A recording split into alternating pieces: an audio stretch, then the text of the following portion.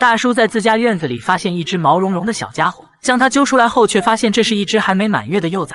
最近几天地板下总是传来奇怪的声音，于是大叔找来工具，准备撬开自家的地板。果然找到了一只不明生物，小家伙看起来可爱极了，不过看上去它并不是吃素的。经过大叔的仔细观察，最终确定这只毛茸茸的小家伙是一只狐狸幼崽。小狐狸呆呆地看着眼前的陌生人，发现情况不对后便想要逃走。刚刚学会爬行的他挪动着小短腿，但很快就被女子给抱了回来。想不到被人们认为狡猾的狐狸，小时候居然长得这么可爱。一般来说，狐狸通常会产下多只幼崽，而此时地板下似乎还有声音传来。果然，掀开地板后，里面还隐藏着几只小狐狸。大叔呼唤小家伙们自己主动走出来，但面对眼前的陌生人，小狐狸却显得异常谨慎，丝毫不敢靠近。没办法，大叔只好拿起工具，继续将另一块地板撬开，然后小心翼翼地把它抱了出来。突然暴露的小狐狸有些慌张，不停地想要从大叔手里挣脱，但奈何力气太小，只好乖乖地待在人类手里。接着大叔继续将地板撬开，结果在下面又看见了2只小狐狸，但这2只狐狸的胆子比较大，它们不仅没有害怕，其中1只还打起了哈欠。在大叔的努力下，最后2只幼崽也被救了出来。女子高兴地将它们抱在怀里。这个阶段的狐狸幼崽几乎和小狗崽没什么区别，它们对人类并没有太多的警惕性。这时，一只狐狸突然出现在院子里，看来它应该就是狐狸妈妈了。看见孩子们全部被人类抱在怀里，狡猾的赤狐马上溜走了。为了让狐狸妈妈将小狐狸们接走，大叔把几只小狐狸都放在了一个箱子里。到了中午时分，狐狸妈妈果然又一次出现在院子里。由于狐狸天生狡猾多疑，它并没有第一时间靠近箱子，而是谨慎地在周围观察。经过一番打量之后，狐狸妈妈最终确认了箱子里是自己的幼崽。她小心翼翼地绕到角落，然后探出脑袋查看孩子们的情况。可多疑的性格还是让她觉得不安全，一边担心着会有埋伏，另一边又着急将幼崽转移。不知所措的她只好用脚趾扣泥土。就这样，狐狸妈妈在旁边纠结了10多分钟，最后终于鼓足勇气想要把孩子叼走。可结果因为害怕，孩子瞬间掉了下去。此时的她非常紧张，不停在原地转圈。为了避免夜长梦多，狐狸妈妈决定再次进行转移，却不料孩子刚被叼起就摔在了地上。她来不及检查，马上叼起幼崽跑远了。成功转移1只后，狐狸妈妈又折返了回来。她叼起第2只幼崽继续转移，因为太过着急，小狐狸被摔在地上滚了好几圈。估计此时的小狐狸已经头晕目眩，但狐狸妈妈现在根本无暇顾及。她叼起孩子后便迅速离开了。只见她快速穿过马路，朝着另一边跑去。想必她已经找到了更加安全的巢穴。在安顿好2只幼崽后，狐狸妈妈又返回了院子里，因为这里还有没有转移的幼崽。虽说狐狸谨慎胆小，可为了孩子的安全，她还是选择了冒险。在狐狸妈妈连续几次的奔波后，几只小狐狸终于被全部转移了。然而就在大叔想要收走箱子时，狐狸妈妈竟然再次返回了原地。原来她是来看看有没有遗漏的幼崽。直到反复检查箱子后，她才确定附近没有自己的孩子了。不过希望下次她能找个好地方作为巢穴，这样就不用再搬家了。小女孩不断擦拭眼角的泪水，嘴里不停念叨着对不起。受伤的猫咪获救了，可女孩却哭得很伤心，因为这是她第一次欺骗自己最好的朋友。8岁女孩与猫之间上演了一段童话般的感人故事。女孩名叫贝娜。3年前，她跟随父母来到乡下居住。性格内向的她没有交到任何朋友，贝娜感到很孤独。就在这时，一只猫走进了她的世界。她每天陪女孩玩耍，逗她开心。随着时间的流逝，他们也成为了彼此最好的朋友。女孩给她取名小五。小五的出现不但治愈了女孩孤独的内心，同时也陪伴她走过了那段艰难的时光。然而就在半月前，小五却突然消失了。贝娜围着附近找了一遍又一遍，最后在一间废弃的小屋中，她终于发现了受伤的小五。原来猫咪的前脚被捕鼠夹夹住了，她痛哭流涕地抱着它寻求帮助。虽然最后小五被成功解救了，可这一刻她的内心却发生了变化。自从小五逃走后，她就一直躲在房子的屋檐下，也就是从那时起，他们之间有了隔阂。她开始封闭自己的内心，对人类有了高度的警惕性。但贝娜始终相信他们之间的友谊，因为猫咪是她来到这里的第一个朋友。每天放学后，她都会过来陪伴小五，就如同3年前她陪伴女孩一样。由于无法靠近猫咪，贝娜只能将消炎药搅拌在食物中，然后将食物带给自己的好朋友。在贝娜日复一日的坚持下，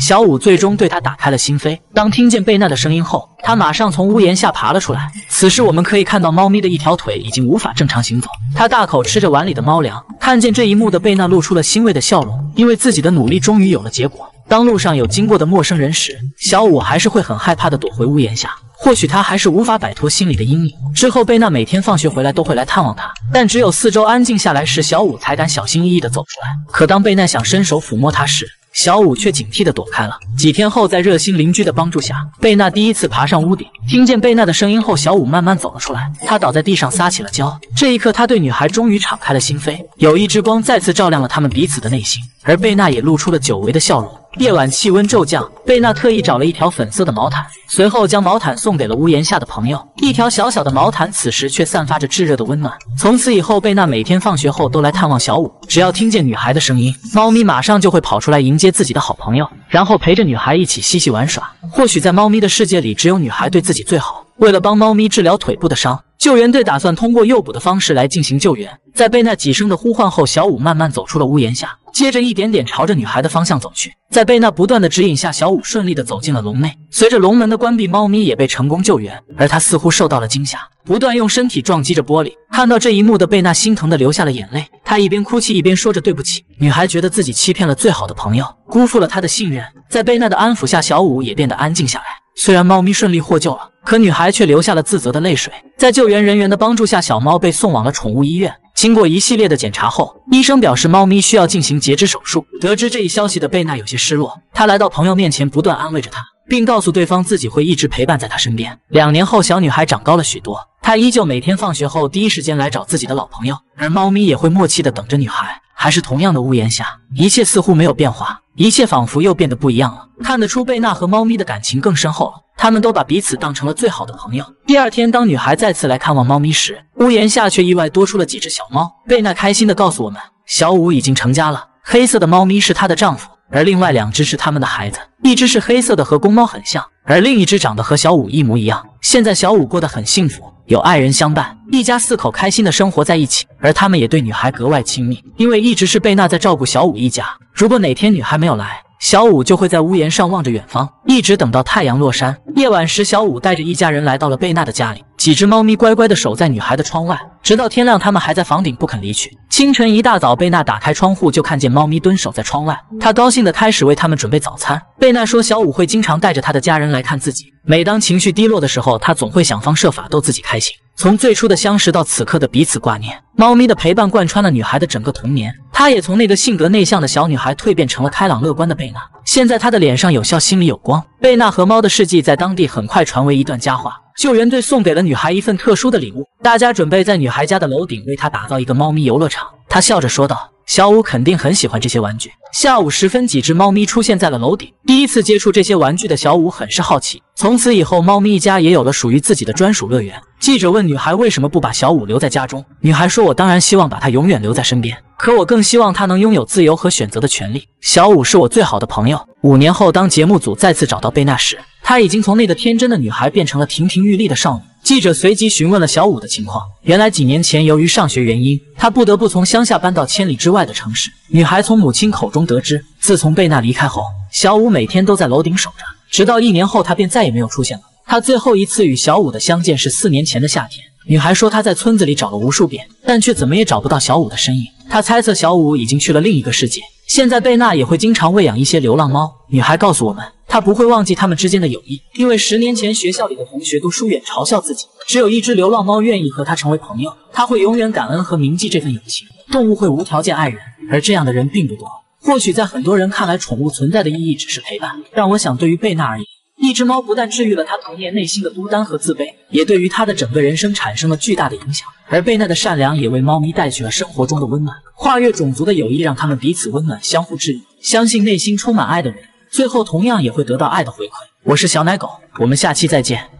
这是一座猫比人多100倍的岛屿，岛内生活着数万只猫咪。如果你喜欢猫咪，那这里简直是你的天堂。一眼望去，数不尽的猫猫会治愈你所有不好的心情。宁静又祥和的小岛上大约住着几万只猫咪。这座浮桥是通往岛内的必经之路。当游客登上岸边的那一刻，猫猫大队会拿出前所未有的热情来迎接每一位客人。一些志愿者会定期为猫咪们送来食物，这时候便是猫猫们最开心的时候了。它们会在几秒内快速聚集，然后紧紧跟在志愿者的身后。虽然猫猫的队伍们十分庞大，但岛内的猫咪对人类却十分友好。它们不仅性格温顺，对人们也很信任。在岛上的任何角落，你都可以随时随地的尽情撸猫。一位大叔告诉我们，这里的居民平时靠打鱼为生。之前岛上的老鼠泛滥成灾，渔民晾晒的渔网总是被老鼠咬破，于是家家户户开始养猫。由于岛内的环境非常适合猫咪繁殖，它们的数量也变得越来越多。当地居民说，现在已经很多年没看见过老鼠了。然而，随着社会的发展，越来越多的年轻人搬离了这里，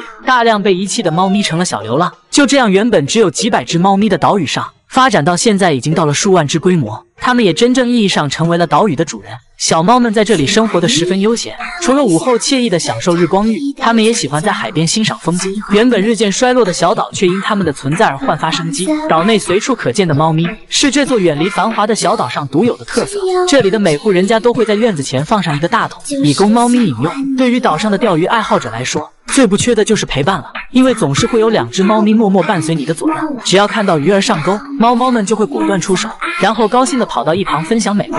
小哥说自己经常钓鱼给他们吃，在岛上最不缺的就是鱼。平时渔民们打鱼回来后，都会拿出一条最肥的鱼来分给他们，而猫咪们也会乖乖地在一旁等候，用可怜巴巴的小眼神等着分鱼。如果你看到100只猫猫围观的场景，那一定是某户人家在给猫咪们分鱼吃。久而久之，这也成为了当地的一种传统。分鱼越多，渔业越旺。这只猫咪因为思考今晚约会的地点，而忽略了近在眼前的生鱼片。等到它回过神的时候，食物已经没了。但好在今天的鱼肉足够多。随着大叔手臂一挥，猫猫大队迅速一拥而上。在猫咪的世界中，也有残酷的斗争。强壮的猫咪往往能分到更多的食物。显然，这只白猫相比其他猫咪大了一圈。但是对于年幼的小猫，大家都会额外分出一部分食物来喂养。奶奶告诉我们，这里的每户人家都会有固定的一批猫，很多小猫都是奶奶看着长大的。所以它们对奶奶十分依赖，平时总是喜欢围绕在奶奶身边。由于猫猫们长期与人类相处，所以岛上的猫咪都很亲人。它们不但治愈了老人们孤单的内心，同时也给了老人晚年最珍贵的陪伴。